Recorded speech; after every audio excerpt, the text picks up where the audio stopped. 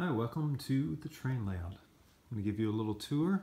This has been under construction for about 3 months now, and this is an HO layout modeled loosely after the Murphy branch in western North Carolina in the United States. I'd like to start this tour of the layout by showing the staging area. It's a relatively small staging yard, only 4 tracks are planned. But the way it's employed, I think it's flexible enough that that's going to be plenty for our needs. So here is where trains might enter or exit. Coming along, and we have the yard tracks here, kind of ladder, easily accessible from the aisle. And those tracks will then proceed around the bend here and to another ladder here, exiting or entering staging as the case may be.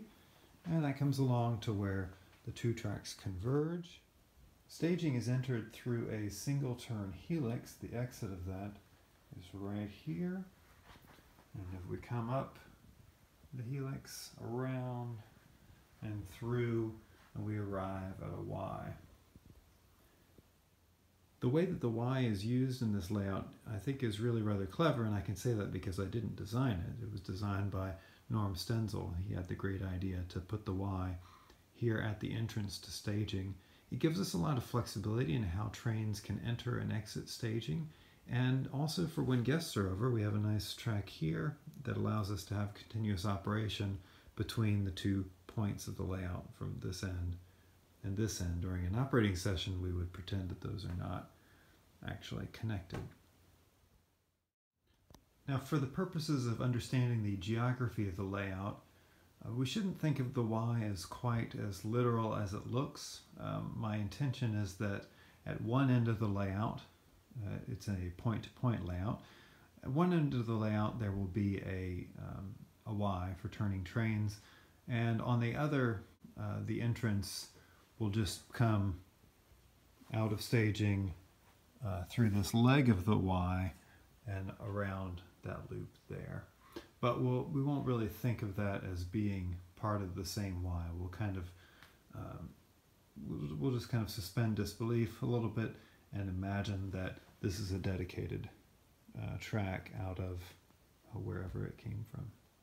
Moving on from the Y, we have the first town, which will be a kind of a medium-sized town with a depot and various industrial customers here in the area that's covered with tools. And we can see one of the trains there. Moving along out of town, we'll come up, starting to climb through a tunnel, up, climb, climb, climb, through the wall there, around and back, and we come to the second town on the layout. And this will be a fairly small town relative to the one that we just saw. Out of the second town, it's another grade up, just a little bit more, to this kind of flyover viaduct that goes over the Y. And here we come to the largest town on the layout, which will be comprised of mostly a large, or well, relative to the size of everything else on the layout, a large yard.